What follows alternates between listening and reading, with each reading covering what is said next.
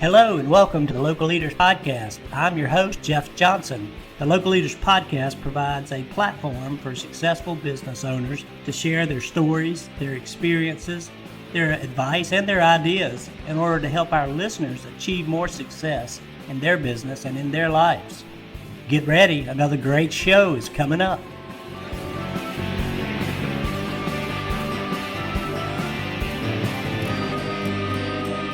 Good afternoon to all our listeners of the Local Leaders Podcast. We appreciate you being here and welcome back for another episode of the Local Leaders Podcast. I'm your host, Jeff Johnson, and I'm excited today to be here with Noella Belvedere. Hopefully I got that pretty close, Noella. Noella owns Ottavio's Italian restaurant, and we want to welcome you to the show. So thanks for being here today. Thank you for inviting me.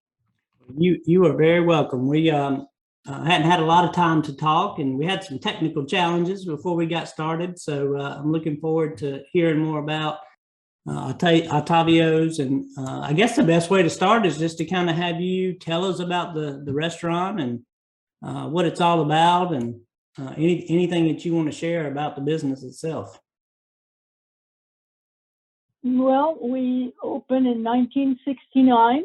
Oh my gosh. And my three children were 9, 10, and 11, and they were working with us. And we just did a little, just regular family Italian food. It's really what we do in lasagna, pizza, ravioli, that type of thing. Mm-hmm. And then in 1974, we bought a lot and built a new restaurant that we opened in 1978. And from then on, that's what we do. And we do Italian food, family style. Did you build it from scratch, Noella? Did you build it and everything? Yes, we built it from scratch, and we did 4 rooms, 4 cities: Rome, Florence, Venice, and Sicily. And we had the we do have beautiful murals by what's his name? The artist that painted Liberace's ceiling. We just happened to be able to get him, and he gave us price that we could afford. So we took him from February to September to do all the murals.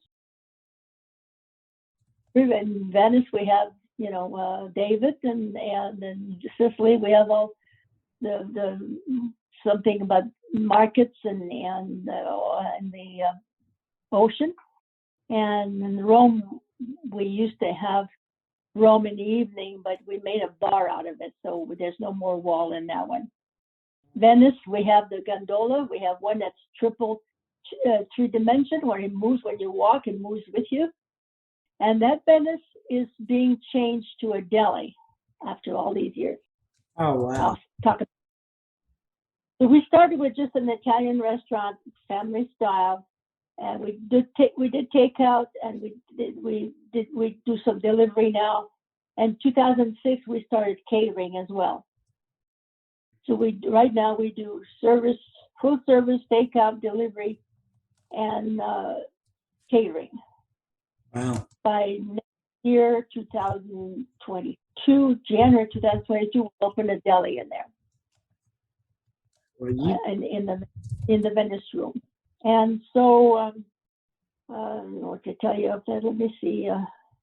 That's a lot of little different pieces, different moving parts to the business that you have now. Is it tough to manage? Between full service and catering and the whole delivery piece.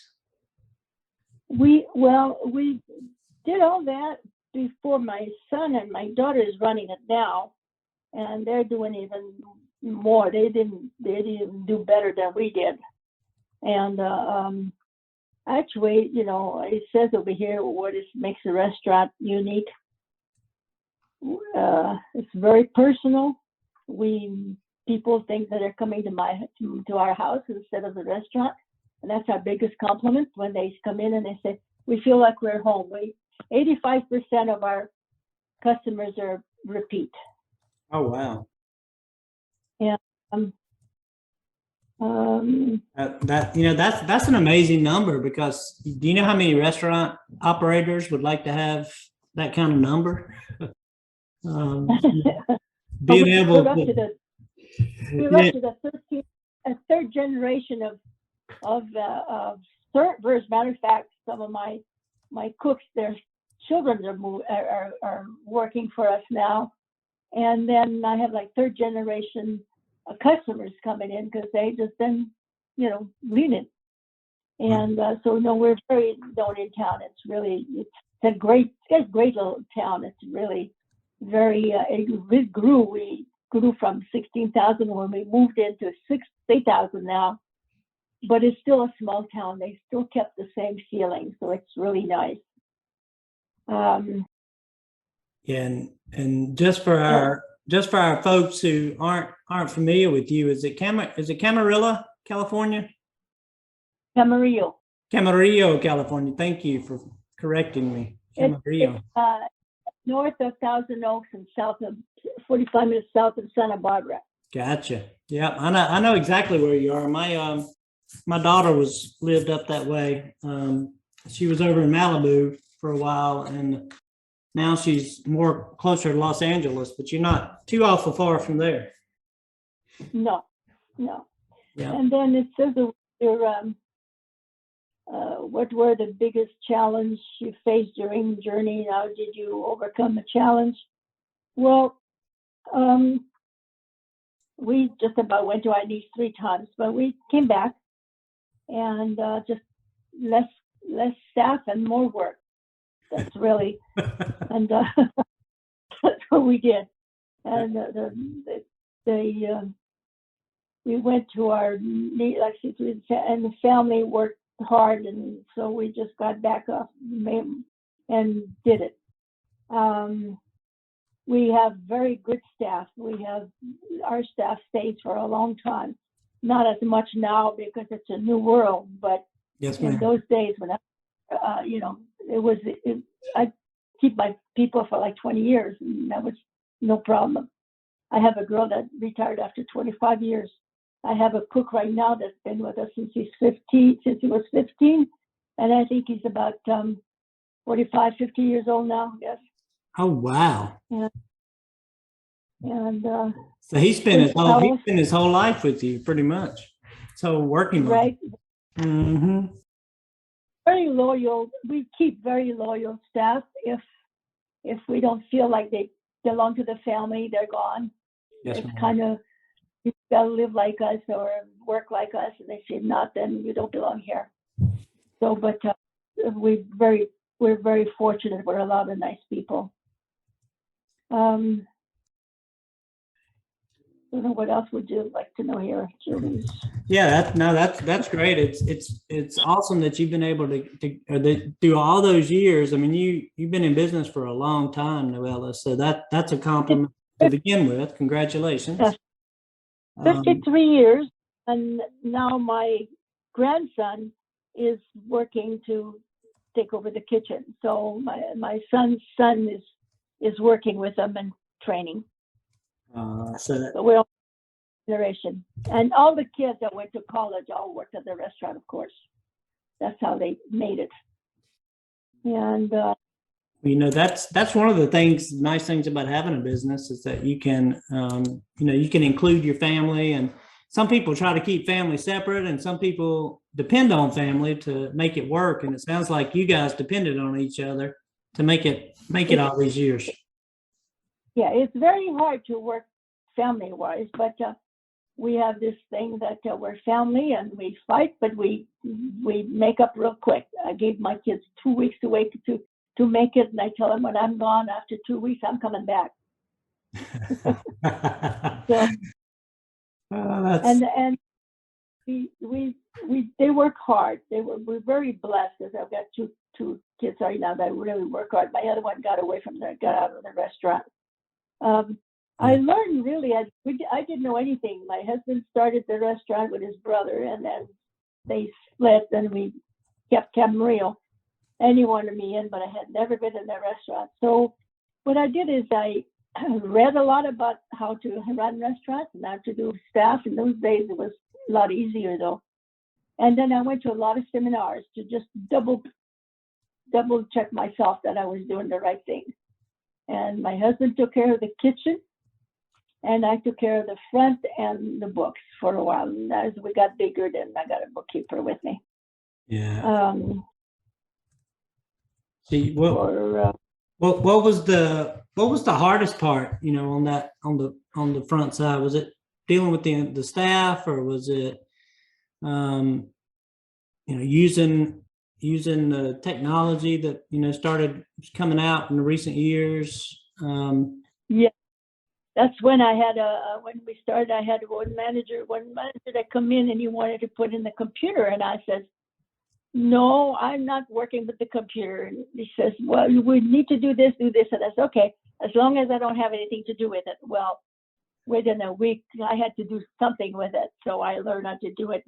I even had a system a program that I had it at home, and I could check how long the service would have gone to the table. They hadn't been for 20 minutes. The table would light up. I could tell if they had sold, so I could call them and say, there's 4 people in there, they've been a half an hour, they haven't bought anything, or you haven't sold anything, or you haven't closed anything, or you haven't been back to see them, or whatever. They thought I was a witch. But I bet they did. It worked because I could work it from the house. Yeah, I've heard somebody talk about that before, and I'm not familiar with that kind of system, but you're the second person who's mentioned that they could sit at home and track the tables and see what was going on, and call the restaurant when they saw something they didn't like and say, hey, get somebody over to table 26. They've been sitting there too long. Yeah. Oh, yeah. No, that was really good. And then as far as staff, I think my daughter said they're doing. I am really blessed between my son. My husband died 14 years ago, and my son took over just a little bit before that, and he's been running it beautifully. And they kind of use the same system, but more modern. Yeah. And so they're doing fantastic. Hey, let me ask you about this whole during the COVID challenges. Did you guys have to shut down, and how bad has it been trying to get recover? No, they never shut down. They did a curbside delivery, and they had catering. And then when we couldn't go inside, they set up a room, kind of a room in the parking lot. And they served everybody in the parking lot. And I'm not kidding, they've done as good through all this as they do when we were open all the day.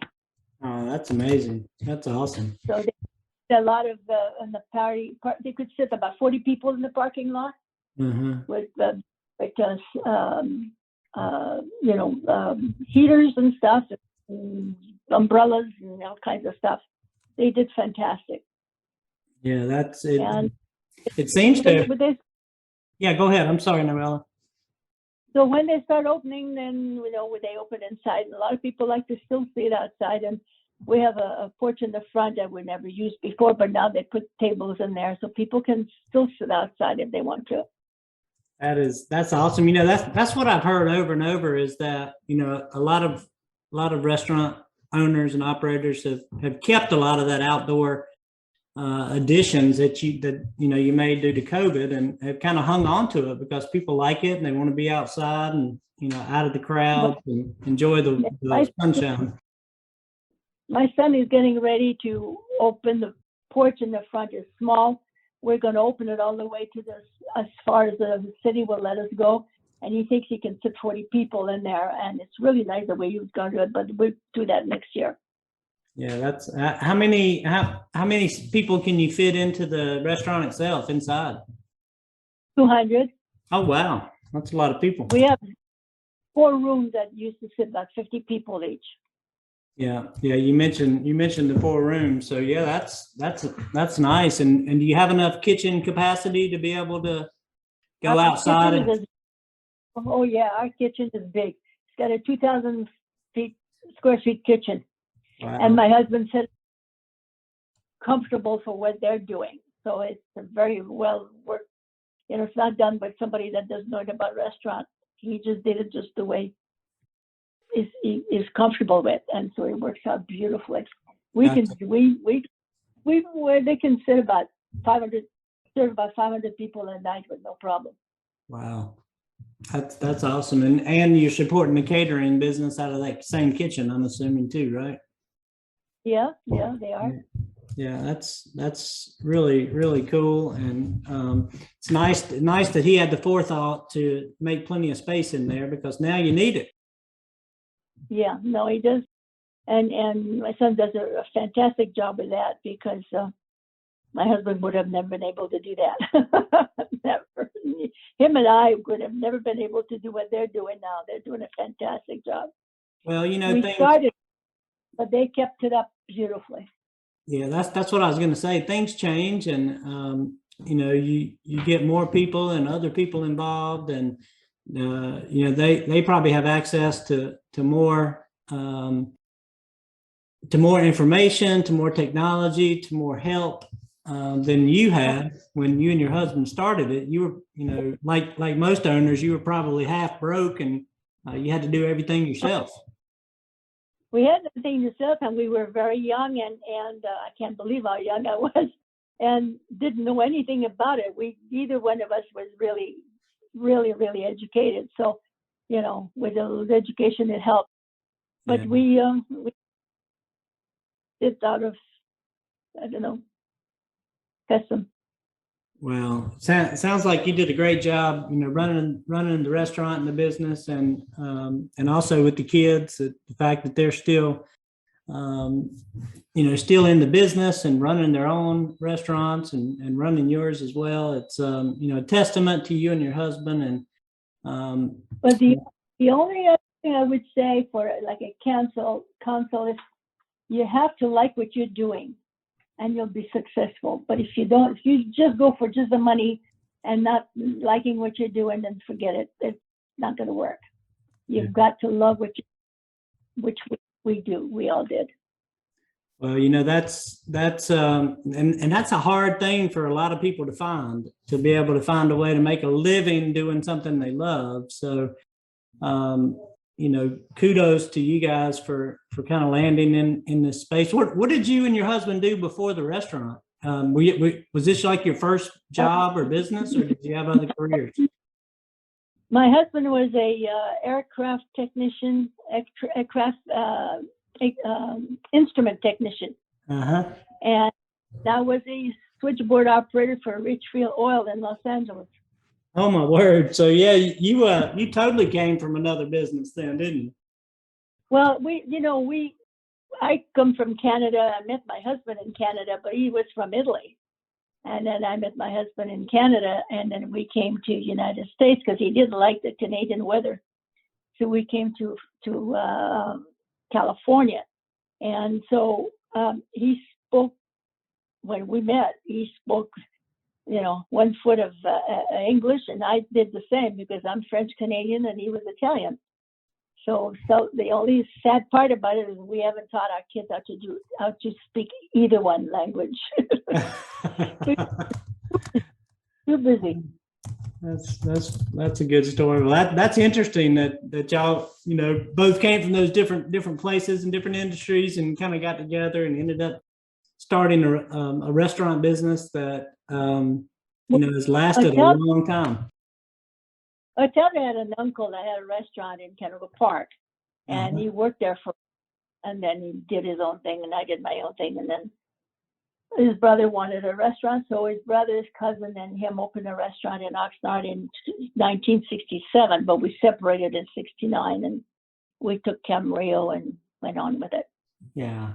Wow, that's a heck of a story, and I know you're proud of your kids, your grandkids for kind of carrying on the tradition. And hey, let me ask you this: what advice would you give to, I guess, I hate to use the word a new restaurant owner, but somebody that's only been in a year or two and kind of getting their first restaurant going or looking to get into the business? What kind of advice would you give them for finding success? Just remember, you'll be working 24 hours a day. I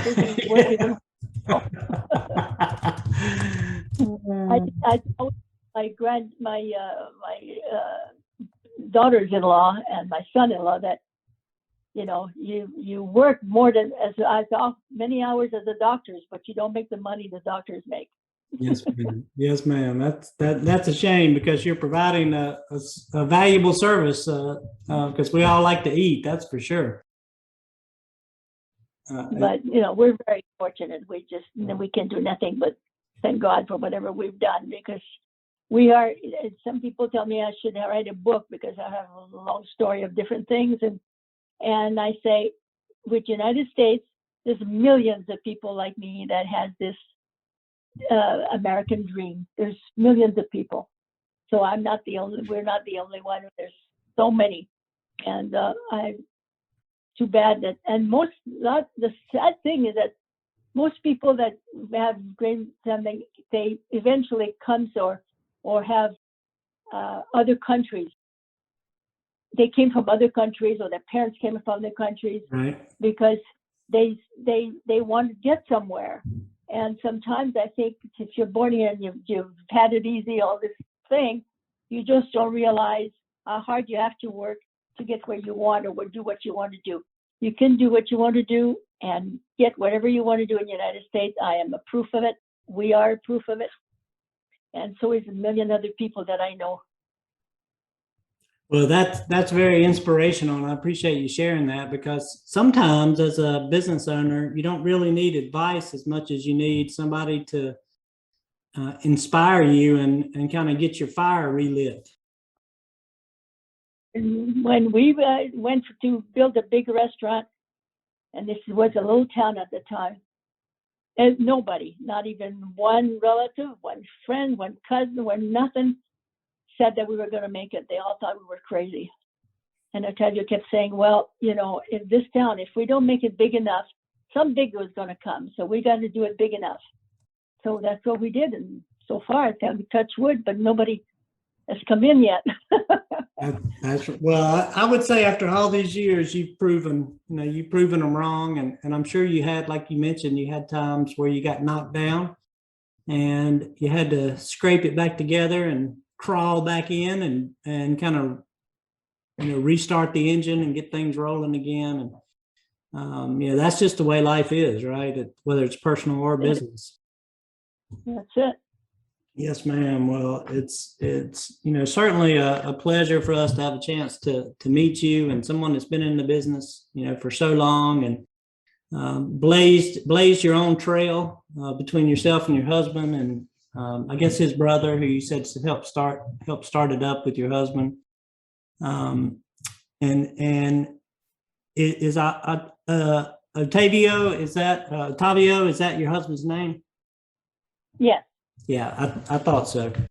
Yeah, I just wanted to get that out there. So, as being, I guess, the founder of the business. So I'm sure so many people are so glad that you guys got together and pulled this off, and I'm sure they miss him as well as your family members. So, thank you for being there for all those years. Really.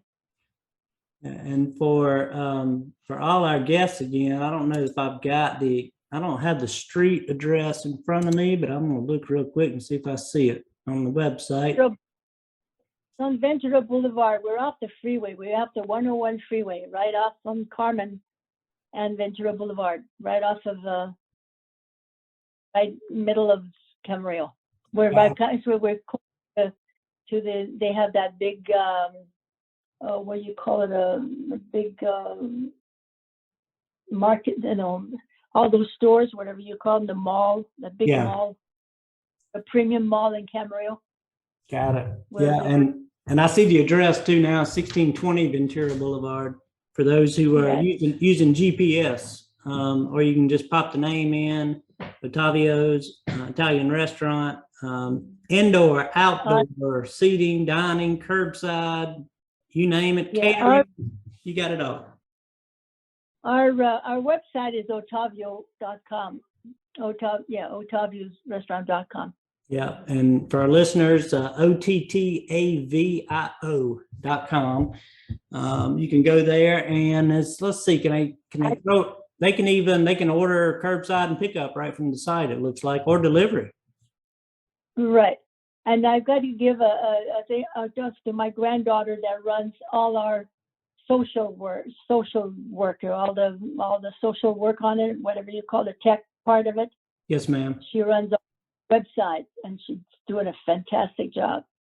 Yeah, she is. It looks really good. I love the history. I should have went there first, where you talk about the journey, and Ottavio is here. You got the pictures. Is that you right there on the top, standing by the little horse?